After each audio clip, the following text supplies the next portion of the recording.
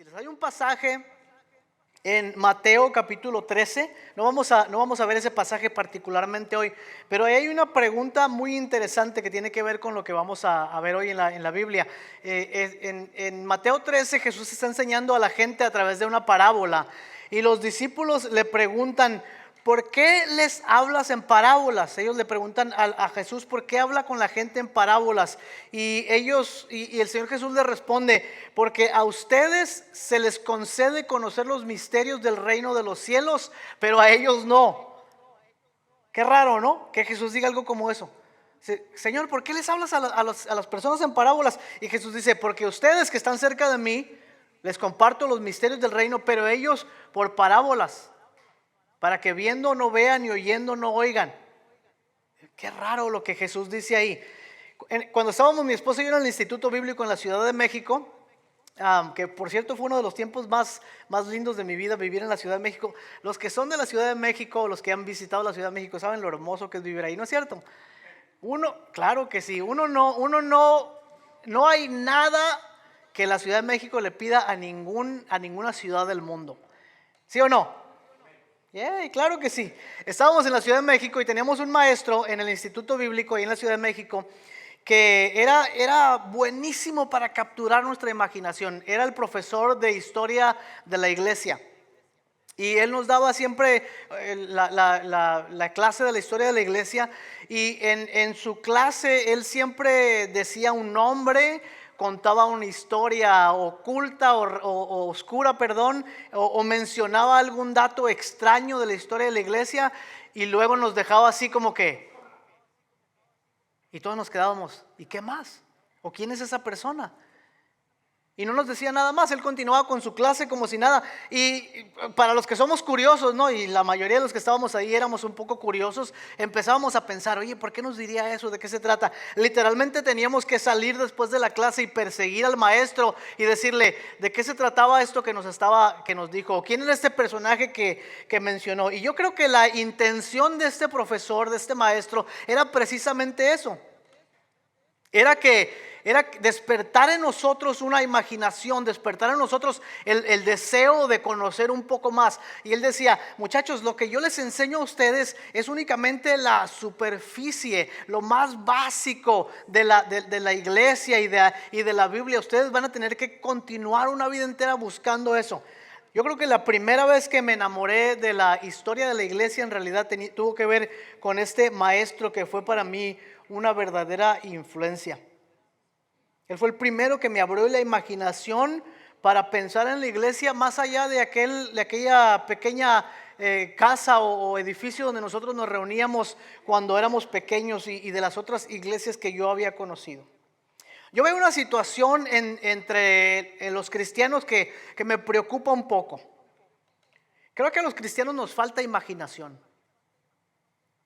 No me refiero a la imaginación de los niños de crear cosas con su mente para jugar o de inventarse travesuras. No, me refiero a la imaginación, a la iluminación de la razón a través del Espíritu Santo, a los ojos de la fe, que nos permiten mirar cosas que van más allá más allá de lo evidente, iba a decir como los Thundercats, ¿no? Más allá de las cosas que vemos en este mundo presente. A los que son ochenteros se acordaron de los Thundercats, ¿no? Ay, sí, yo me acuerdo. ¿Alguien se los conoce o no? No tengo noventeros aquí. O están muy jóvenes o están muy viejos. Nos hace falta imaginación, que es la iluminación de la razón a través de la fe, que nos permite ver por encima de la realidad presente y nos invita a ver la realidad de Dios en nuestras vidas, en la creación entera. Nos falta imaginación cristiana, para imaginarnos una vida diferente, para imaginarnos un mundo distinto, para imaginar una familia diferente, una iglesia distinta. Nos falta imaginación. Creo que en general, les digo esto, en general creo que nuestra imaginación e incluso la imaginación colectiva, es decir, lo que la sociedad piensa acerca de lo que es la vida ha sido muy afectada por la televisión, por las redes sociales, por las revistas, por las telenovelas todos estos medios de comunicación nos han llevado a formar un concepto de lo que es una buena vida, de lo que es una vida de placer, de lo que es una vida de plenitud. Algunas cosas están bien, pero otras no tanto. La imagen de la buena vida que vemos en los escaparates de los centros comerciales no siempre es la imagen de la buena vida que Dios nos presenta en su palabra. Es que por las siguientes semanas vamos a buscar juntos la dirección de Dios en su Espíritu Santo para tratar de imaginarnos una vida más plena. ¿Les parece eso una buena idea? Tratar de imaginarnos juntos una vida más plena de la que tenemos ahora. Díganme ustedes, aún si están contentos con su vida, ¿no pudieran imaginarse una vida mejor que la que tienen ahora? Yo sí. A lo mejor mi imaginación es muy grande, pero a mí sí me gusta imaginarme una vida mejor que la que tengo ahora. Pero quiero ser cuidadoso con el término, porque no estoy diciendo una vida mejor, imaginarme una vida mejor en relación con las cosas que ya tengo o las cosas que el mundo me ofrece, sino una vida mejor en el Señor. ¿Les gustaría eso o no? ¿Cómo se ve esa vida? ¿Cómo la adquirimos? ¿Qué hace de nosotros? Y la manera como lo vamos a hacer en las siguientes semanas, la manera como vamos a imaginarnos esta nueva vida, es utilizando algunas de las lecciones más simples, pero también más poderosas del mejor maestro que jamás haya existido en la historia de la humanidad. Por supuesto estoy hablando de nuestro Señor Jesucristo. Siempre me ha fascinado que el maestro que mejor conocía o conoce el corazón de la humanidad y la mente de la humanidad, utilizó historias simples, muy simples, para ayudarnos a entender realidades muy complejas. ¿Saben por qué creo yo que Jesús utilizaba historias y parábolas para ayudarnos a entender verdades muy complejas? Porque las historias tienen la cualidad de despertar nuestra imaginación. Y la imaginación no tiene límites. El razonamiento tiene límite de nuestra capacidad. Si comenzamos a hablar de mucha teología y a investigar de muchas cosas, vamos a aprender, pero vamos a aprender muy lento porque son conceptos muy complejos, son cosas muy complicadas, son muchos nombres que aprender. Pero si alguien nos cuenta una historia, inmediatamente vamos a captar el mensaje, ¿no es cierto? Es más, de hecho, yo he comprobado que la gran mayoría de las personas que me conocen y que saben que predico la palabra, de lo único casi que se acuerdan siempre es de las historias que cuento. Y casi nadie se acuerda de las predicaciones, pero se acuerdan muy bien de las historias que cuento. Y dicen, es que usted nos contó una historia de tal cosa. Sí, es cierto. Porque las historias despiertan nuestra imaginación. Así es que mi oración en las siguientes semanas es que nuestros corazones sean reencendidos, así se dice, con la imagen de una vida distinta, de una vida buena, de una mejor vida. Una vida que Dios mismo nos prometió en su Hijo Jesucristo por la virtud de su mismo Espíritu. Por eso les digo que cualquier vida que estemos llevando ahora puede ser mejor, porque la vida que Dios nos promete tiene que ver con su Hijo Jesucristo y con las virtudes de su Espíritu Santo. Y contra esas cosas, ¿quién puede comparar algo? Ni todo el dinero, ni toda la salud, ni toda la educación, ni todas las posesiones, ni todas las relaciones pudieran jamás compararse con la vida de Dios en nosotros. Pero vamos a comenzar en esta mañana entonces a discernir la voz del Espíritu Santo a través de la enseñanza de Jesús. Les invito a que busquen en Lucas capítulo 8. Por cierto, de todas las parábolas que se encuentran en el Evangelio de Lucas, que son varias, son 7, 8. En el de Lucas vamos a ver la principal de ellas, o por lo menos la que Jesús dice que es la primera que debemos aprender. Y hablando de que vamos a estar en Lucas por las siguientes 6, 7 semanas, ¿qué les parece si tomamos el desafío de leer el Evangelio de Lucas? Son 7 semanas, yo digo que en 7 semanas o 6, 7 semanas podemos leer el Evangelio de Lucas, no sé, 2, 3, 4, 5, 6 veces y familiarizarnos con el contenido del Evangelio. Pero vamos entonces a Lucas capítulo 8. Vamos a leer la porción de la Escritura. Comenzando en el versículo 1 dice: aconteció después que Jesús iba por todas las ciudades y aldeas predicando y anunciando el evangelio del reino de Dios, y los 12 estaban con él. Quiero que en este versículo ponemos atención, porque esta palabra donde dice, estas palabras que dice que Jesús iba predicando y anunciando el evangelio del reino, son el trasfondo para entender las parábolas de Jesús.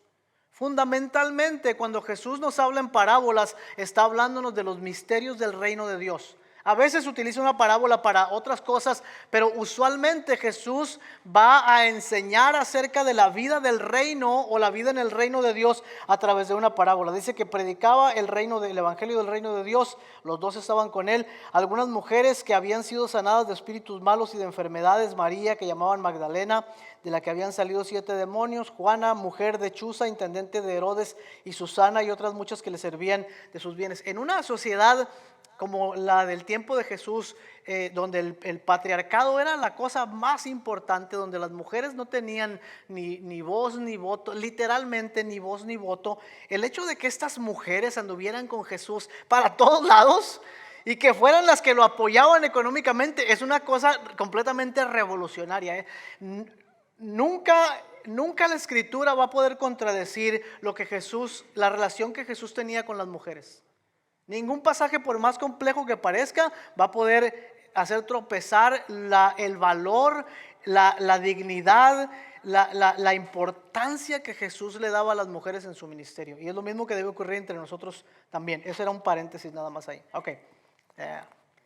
Versículo 4, entramos directamente en la historia que nos cuenta Jesús. Dice: juntándose una gran multitud, y los de cada ciudad venían con él, les dijo por parábola: el sembrador salió a sembrar su semilla, y mientras sembraba, una parte cayó junto al camino y fue hollada, y las aves del cielo la comieron. Y otra parte cayó sobre la piedra, y nacida se secó porque no tenía humedad. Otra parte cayó entre los espinos, y los espinos que nacieron juntamente con ella la ahogaron. Y otra parte cayó en buena tierra, y nació y llevó fruto a 100 por uno. Hablando de estas cosas, decía a gran voz: el que tiene oídos para oír, oiga. Aquí en Mateo, en el otro pasaje, en Mateo 13, es cuando los discípulos preguntan: ¿por qué les hablas en parábolas?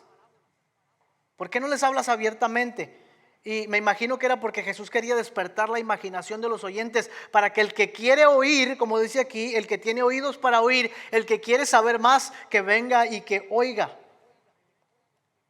Aquellos que no quisieron venir se perdieron el significado de la parábola, pero nosotros que tenemos la explicación de Jesús en el círculo pequeño de los apóstoles, vamos a ver que les explica él diciendo en el 10: a ustedes les has dado de conocer el misterio del reino de Dios, a otros en parábolas, para que viendo no vean y oyendo no entiendan. Esta es la parábola. La semilla, aquí viene la explicación. La semilla es ¿qué? La palabra de Dios. La palabra del reino, es decir, no únicamente la Biblia, porque la Biblia es la palabra de Dios, pero Jesucristo es la palabra de Dios. Jesucristo es el verbo de Dios, es el verbo encarnado. La predicación es la palabra de Dios. No está hablando exclusivamente de los escritos hebreos, ni de lo que va a venir más adelante. Está hablando de lo que decía el versículo 1, la proclamación de las buenas noticias de que el reino de Dios ha llegado. Entonces, cuando él dice la semilla es la palabra de Dios, es decir, la proclamación de que el nuevo gobierno de Dios se haya instalado en la tierra. Y dice: los del junto al camino son los que oyen, pongan atención, y luego viene el diablo y quita de su corazón la palabra, para que no crean y se salven, es decir, para que no continúen viviendo en el reino de Dios. Segundo, no empiecen a poner otras personas en estas categorías, ¿ok? Si algo, pónganse ustedes mismos en la categoría que les corresponde, pero mira, a la hermana Juanita, ella es de esas a la que el diablo le robó la semilla. No pongan a otros en esas categorías. 2, dice los de sobre la tierra. ¿Por qué estoy gritando? Perdónenme que les estoy gritando. Déjenme calmo mi voz. 2, los de sobre la tierra son los que, habiendo oído, reciben la palabra con gozo. Es decir, este es otro grupo de personas que recibe la buena noticia del evangelio, está viviendo en el reino de Dios. Y luego dice, tienen poca raíz, crecen por algún tiempo, y luego cuando viene el tiempo de ¿qué? De la prueba. cuando hay dificultades, cuando hay necesidades, cuando la familia te empieza a reclamar porque vienes a la iglesia, cuando te empiezan a decir que ahora eres santurrón, cuando te empiezan a invitar tus amigos al estilo de vida que tenías antes, cuando te empiezan a decir que ahora te crees mucho, lo que sea la prueba, enfermedad o dificultad, dice, hay algunos que han recibido la buena noticia del reino de Dios y ahora a causa de las pruebas se han apartado. No pongan a nadie ahí, pónganse ustedes mismos. Tercero, la que cayó entre espinos, estos son los que oyen, pero yéndose son ahogados por los afanes y las riquezas y los placeres de la vida y no llevan fruto. Estos son otros que dice que han recibido la buena noticia, pero ¿qué es lo que ha ahogado el crecimiento de la semilla? Es decir, están ahí, pero ¿qué ha ahogado el crecimiento de la semilla? Dice, los afanes. Los afanes son las cosas que perseguimos con más ahínco, con más fuerza. Las cosas que no son necesariamente malas, pero que no nos llevan a rendir fruto en el reino de Dios. Y estas cosas, dice, estos afanes y las riquezas no se refieren necesariamente a tener riquezas, sino el engaño de las riquezas. Pensar que porque tenemos riquezas somos o no somos, o Dios nos bendice o no nos bendice, o ponemos nuestra confianza en las riquezas. A esos, dice, los que se dejan engañar por los placeres de la vida no llevan fruto. Y la última dice el versículo 15, mas la que cayó en buena tierra, que son todos los que estamos aquí hoy esta mañana. ¿Sí? Espero que sí. Mas la que cayó en buena tierra, estos son los que con corazón bueno y recto reciben la palabra oída y dan fruto y perseveran en ella. Es que esta es la parábola que Jesucristo dice que es la más importante de todas y que debemos aprender lo que dice su enseñanza para poder entender la vida del reino de Dios. Eso lo dice de hecho en Marcos, es donde dice eso, en el Evangelio de Marcos, en el mismo lugar. Pero ¿por qué? ¿Por qué esta parábola es la más importante? Les digo algunas cosas así muy rápidas. La primera cosa que notamos es que la vida en el reino de Dios tiene que ver principalmente con la acción de Dios en nosotros. Dios es quien siembra la semilla, es la semilla de Dios, no es de nosotros, es de Él. Es la obra de Dios en nuestra vida. Para una cultura en la que vivimos hoy, donde la gente no pone atención a Dios, o piensa que Dios es un ser apartado que no le importan los problemas del mundo, o piensa que Dios no está interesado en las dificultades de la humanidad, escuchar que Dios está activamente sembrando en nosotros su semilla es una buena noticia. Dios está obrando en tu vida, Dios está obrando en mi vida, Dios está obrando en la vida de su iglesia, Dios está obrando en nuestras familias, Dios está obrando en el mundo con la gente que no le conoce. Dios es el principal personaje de esta historia. Él es quien siembra la semilla, siembra su semilla. Y este es en verdad el sustento de la vida cristiana. El sustento de la vida cristiana es Dios y el Evangelio de Jesucristo. Este es el todo de la vida cristiana. Dios Padre, Hijo y Espíritu Santo, y el Evangelio de su Hijo. ¿Qué nos dice esto de la naturaleza y el carácter de Dios? Pues que Dios es un Dios bueno y generoso y amoroso que obra en nuestros corazones porque Dios no nos necesita a nosotros. Los que han estado tomando la clase de teología han escuchado el término la aceidad de Dios, es decir, que Dios tiene vida en sí mismo y no necesita absolutamente nada de nosotros para estar completo. Si Dios no nos hubiera creado, Dios no fuera menos Dios, no estaría triste, no le faltaría compañía. Dios es completo en sí mismo y tiene vida en sí mismo, no nos necesita a nosotros. Sin embargo, nos creó. Y cuando caímos en pecado, envió a su Hijo Jesucristo para salvarnos, para hacernos su pueblo, para hacernos sus hijos. Dios es un Dios bueno, que pudiendo estar completamente apartado de nosotros, sin tener siquiera que mirarnos, ha descendido hasta lo más bajo para darnos su luz, para sembrar la semilla de la vida eterna. Fíjense, en terrenos, por lo menos de los 4 que menciona, 3 que no dan fruto.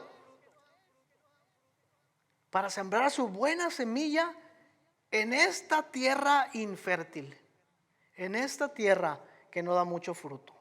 En esta tierra que a veces lo mejor que hace es quitarle un poco las hierbas malas para que crezca la semilla del reino de Dios. Y lo que entendemos con esta parábola es que Dios ama a todas las personas sin importar su condición. Mira, Dios te ama exactamente como eres ahora. No necesita que cambies para amarte. No te va a amar cuando seas más, no te va a amar más cuando seas más bueno. No te va a amar menos cuando seas más malo. Dios te ama exactamente de la misma manera porque Él envió a su Hijo Jesucristo como el sacrificio eterno por nosotros. Por supuesto que Dios quiere cambiarnos y hacernos más a la imagen de su Hijo Jesús. Eso que ni qué. Porque eso lo único que hace es darnos más amor y más justicia y más santidad. Y lo único que hace es unirnos todavía más con Él. Pero Él nos ama.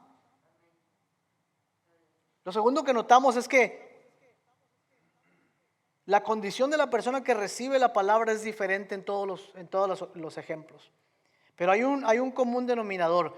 Todos escuchan y todos responden de cierta manera. Dios no quiere controlar cómo nosotros respondemos. Dios no necesita controlar cómo nosotros vamos a responder a su palabra. Más bien en su soberanía, Dios nos permite escuchar su palabra. Fíjense, en su soberanía y por su gracia, Dios permite que escuchemos su palabra y nos invita a responder a su palabra. ¿Cómo estás respondiendo a la palabra de Dios? Porque Dios te ha presentado su palabra. Dios te ha presentado su bondad. Dios te ha presentado el evangelio de su Hijo Jesucristo. Pero no te va a forzar a que lo recibas. Te va a dar la oportunidad de que tú mismo escuches y respondas de cierta manera. Él pudiera habernos hecho de tal forma que no tenemos la oportunidad de elegir. Él hubiera dejado un jardín del Edén sin el árbol del conocimiento del bien y el mal. Él hubiera aniquilado a Satanás desde el primer momento para que no hubiera tentación. Él hubiera hecho un sistema en nosotros que cuando escuchamos su palabra, ¡pum!, inmediatamente volvemos a la vida. Pero no hizo eso. Porque Dios no necesita controlarnos para ser soberano. Nos permite a nosotros escuchar su palabra. Y cuando respondemos, nos regala su fe, que es una virtud del Espíritu Santo. La fe lo que hace es iluminar el razonamiento para que podamos percibir las cosas del Espíritu. Es un misterio realmente. Es el misterio de la cooperación con Dios, que nos dice mucho de quién es Él. Nadie está forzado a creer. La gente que dice, tú quieres que forzarme a que... No, nadie está forzado a creer. Nadie está forzado a actuar. Nadie está forzado a responder, aunque eso en sí mismo ya es una respuesta. Por eso no podemos juzgar a Dios por nuestras faltas, porque son completamente nuestra responsabilidad. No podemos decir, es que Dios me hizo caer en pecado, porque la Biblia dice que Dios no hace caer a nadie en pecado. Son nuestras decisiones las que nos hacen caer en pecado. Somos nuestra responsabilidad.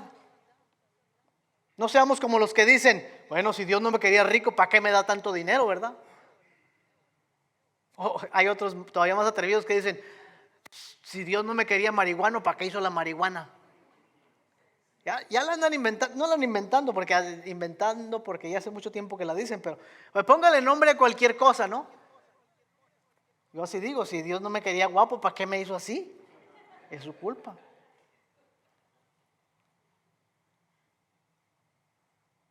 Está también el otro asunto del misterio de las palabras de Jesús.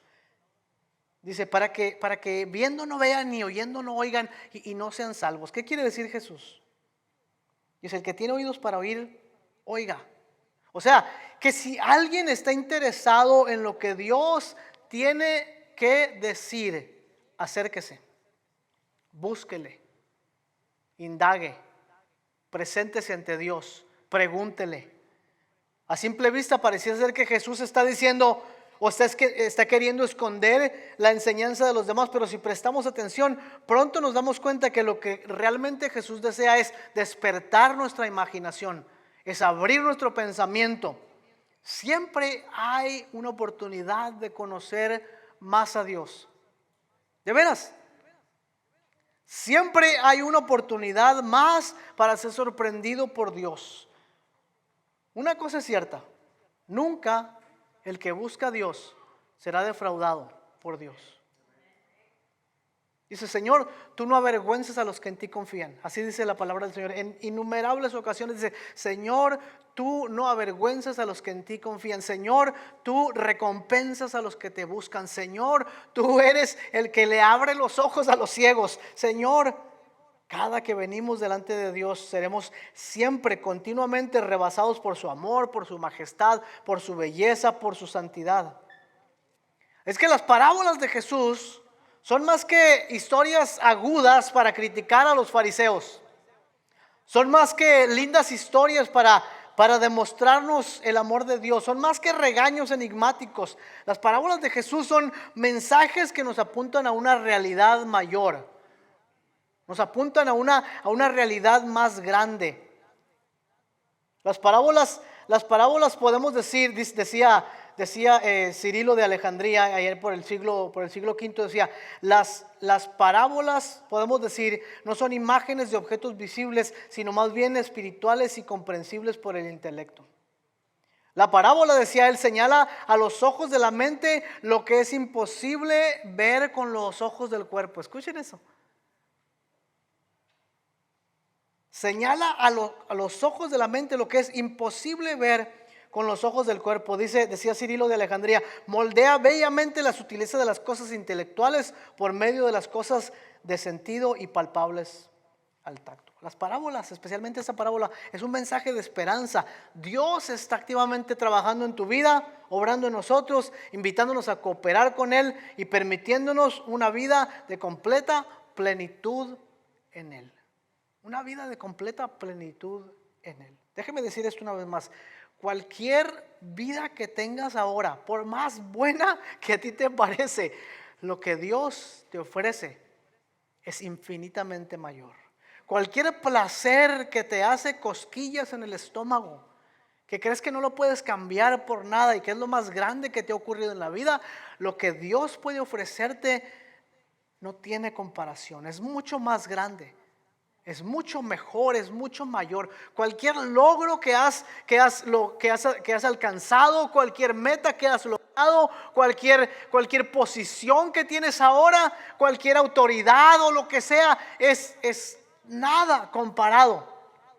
Decía el periodista Malcolm Muggeridge, decía la fama que tengo, el reconocimiento que tengo, el dinero que tengo, estoy parafraseando, decía, no es nada comparado con una gota de la fuente de vida que fluye de Jesucristo. Es más, decía Malcolm, es literalmente un impedimento estas cosas para recibir el agua de vida que se encuentra en Jesucristo. Imagínense. La imaginación de una vida diferente, plena, completa. Pasemos a la segunda parte porque se nos acaba el tiempo muy rápido. Tengo 7 partes, imagínense, para hablar y voy en la primera. No es cierto, son 3 nada más. Pasamos al asunto de la tierra. Una de las cosas que más me fascinaba cuando vivíamos en Belice era la bondad de la tierra. Cuando uno se empieza a ir un poquito así para el sur de nuestros países, la tierra se empieza a poner más fértil, más verde, más húmeda, más sabrosa. Y una de las cosas que me fascinaban cuando vivíamos allá en Belice era la bondad de la tierra. Por donde quiera había vegetación, árboles frutales, donde quiera que tiraban una semilla las cosas crecían. Pero también me sorprendía muchísimo que los locales, la gente de ahí, no se dedicara a la agricultura. De todo el tiempo que yo viví, que mi esposa y yo y mi familia vivimos ahí en Belice, solamente conocimos a una persona, un viejecito que tenía una huerta donde sembraba sandías. Pero la gente no se dedicaba a la agricultura. Había mucha tierra donde cultivar, el terreno era fértil, pero en todo el tiempo que estuve allá nunca vi a la gente local dedicarse a la agricultura. Pero si uno se movía un poquito más hacia el sureste del país, llegando cerca de la frontera con Guatemala, había un río, un río muy grande y había que pasar ese río por un ferry para llegar a otra población que se llamaba Spanish Lookout. Spanish Lookout era una población pequeña donde vivían un grupo de personas que se llaman los menonitas. En México hay menonitas también por el área de Chihuahua, de Sonora. ¿Alguien los conoce a los menonitas? Son cristianos, pero viven en comunidades apartadas. Spanish Lookout era un pueblo menonita muy pequeño ahí en el país de Belice. Pero entrar a ese lugar, pasando el ferry, ¿verdad? Era como entrar a otro mundo. Literalmente era como otro mundo. Las praderas estaban llenas de sembradíos. Los montes estaban tupidos de siembra. Había huertas de árboles frutales por aquí y por allá. Con el tiempo aprendí que todos los productos o la gran mayoría de los productos del país de Belice salen de ese pedacito de tierra donde están los menonitas cultivando. Increíble, porque toda la tierra en ese lugar es fértil. En cualquier lugar crecen las frutas. Pero en ese lugar se han dedicado a sembrar buenas semillas y a cultivar la tierra. Yo creo que esa es una buena explicación, y si no explicación, por lo menos una buena analogía de lo que esta parábola nos está diciendo, ¿no es cierto?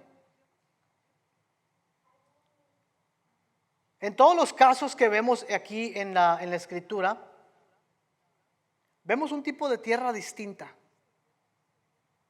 de respuestas diferentes a la semilla de la palabra de Dios. En todos los casos, casi en todos, porque pudiéramos tener la excusa de decir que en el primer caso Satanás se roba la semilla, pero uno puede hacer algo para que los pájaros no se coman las semillas, ¿no?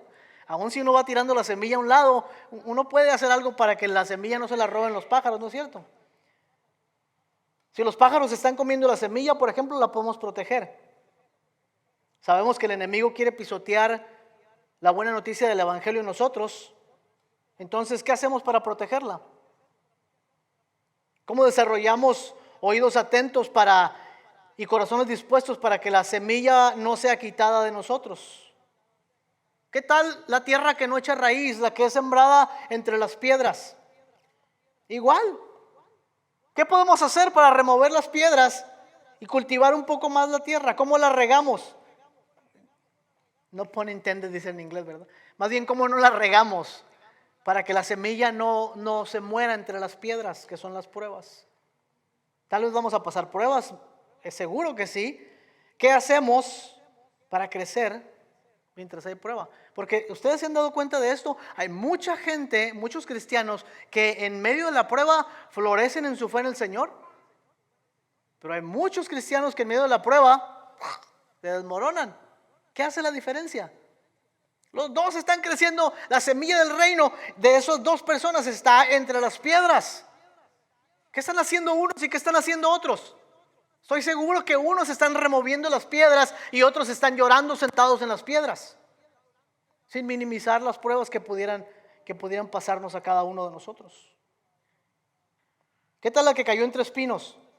Que es una de las más comunes en este país en que vivimos. Las bendiciones, sobre todo las bendiciones económicas, se pueden convertir en una piedra de tropiezo para nosotros, o en los peores casos se pueden convertir en nuestros ídolos. ¿Cómo luchamos contra los afanes? Fíjense la palabra que dice el Señor, el afán de las riquezas. ¿Cómo luchamos en contra de eso? O sea, la preocupación, el deseo de tener y de llevar a más y a más y a más y a más.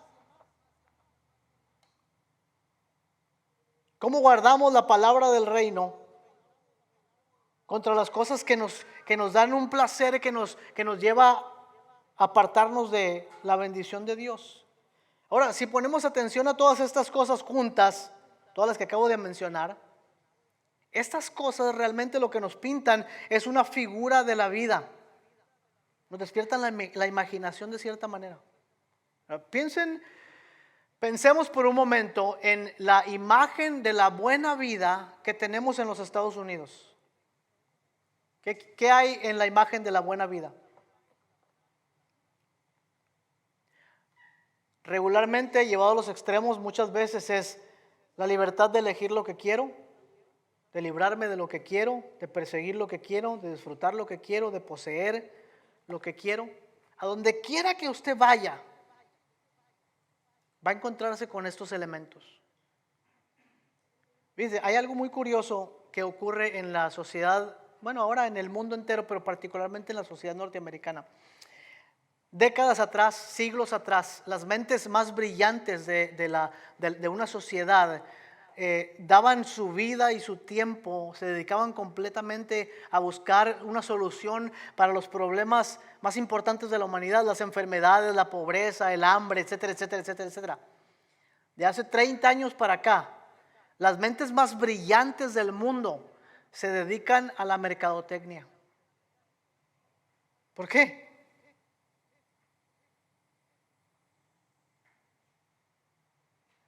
Porque ellos han descubierto exactamente qué es lo que nos hace cosquillas.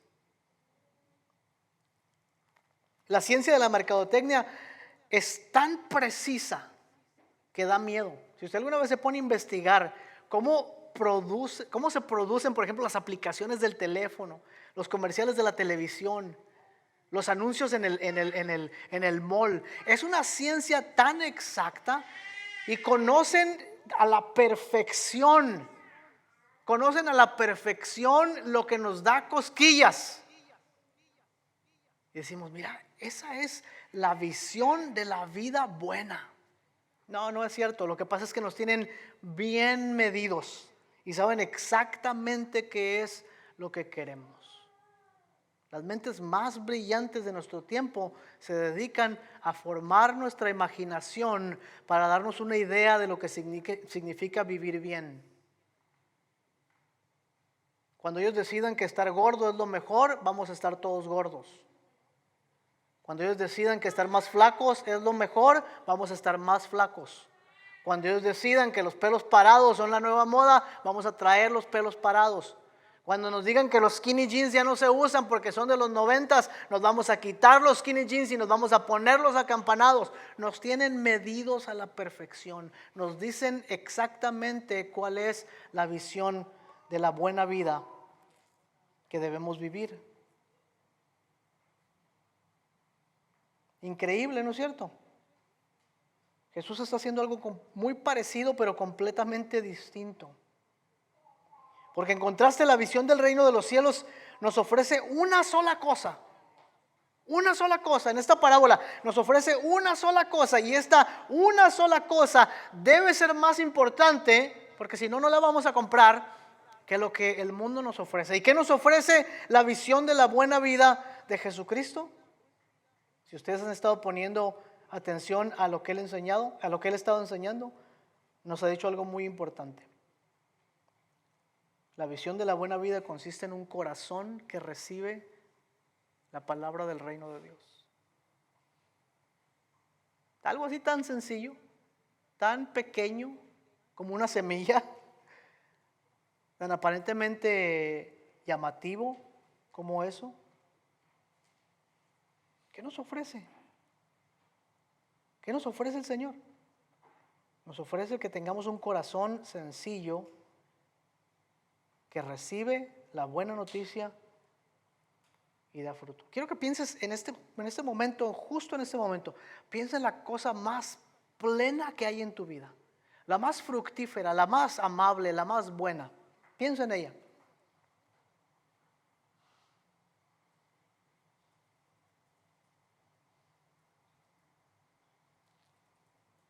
Esa es la visión de la buena vida que tú tienes, lo que más anhelas. Y hay otra visión que es mucho mejor, que es lo que Dios nos ofrece a nosotros. Es la vida en su reino.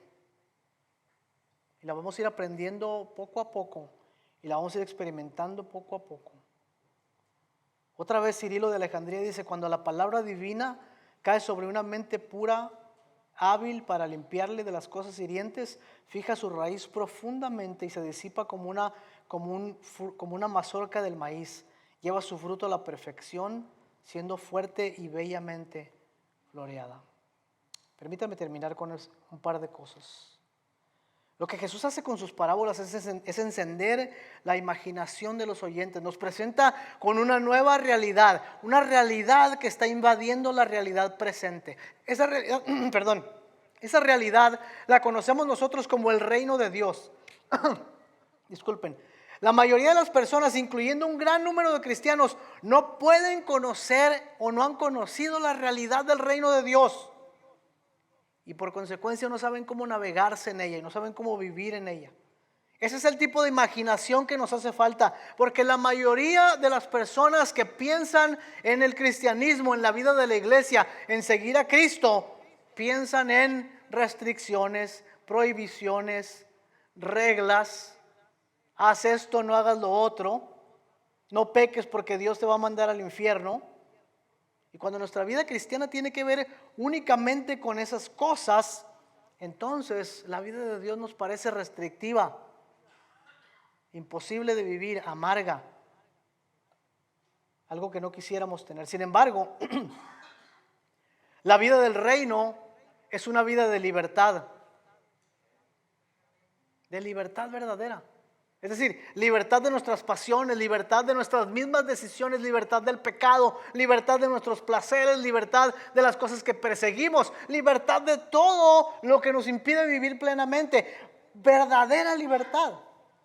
Es una vida de pleno florecimiento en todos los sentidos. Ya no estamos atados al pecado, ya no estamos atados al temor, ya no estamos atados a la muerte.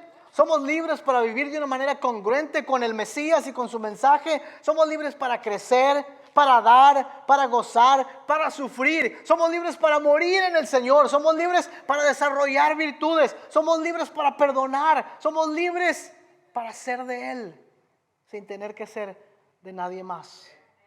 Cualquier cosa a la que estás aferrado hoy, en el momento que la pongas a un lado de la presencia de Cristo, te va a parecer la cosa menos valiosa que tienes en tu vida. Porque ante la belleza de Cristo todo se derrumba, pues Él es el único que es la plena belleza en todos los sentidos.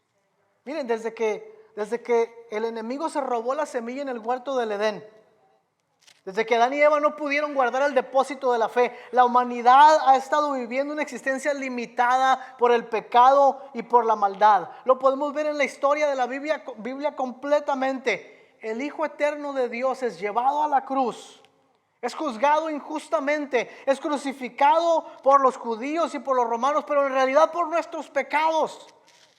Es colgado en el madero para pagar el precio de nuestra redención con su sangre. Muere la muerte de los pecadores, dice la Escritura, pero la muerte no pudo retenerle. Los dolores de la muerte no pudieron sostenerlo y Él resucitó entre los muertos.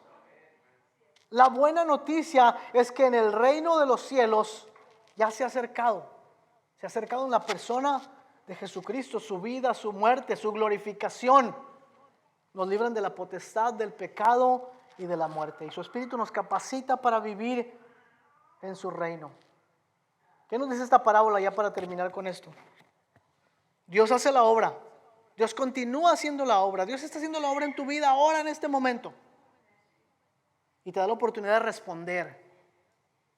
Estás aquí porque Dios quiere que respondas al llamado de su palabra. ¿Por qué? Porque tú eres importante para Dios. No te necesita, pero te ama. Eres importante para Él. Y puedes dar mucho fruto, es decir, puedes vivir una vida fructífera en Él. No estás condenado a la mediocridad espiritual. No estás condenado a seguir siendo arrastrado por la mediocridad de una vida espiritual que no llega a ningún lado. Puedes vivir plenamente en el Señor. Esta vida del reino, hermanos, es una vida de enorme belleza, de enorme plenitud. Fíjense que no dije una vida libre de pruebas y dificultades, no, dije una vida de belleza y de plenitud aún en medio de las dificultades. Esa es la vida de Dios en nosotros.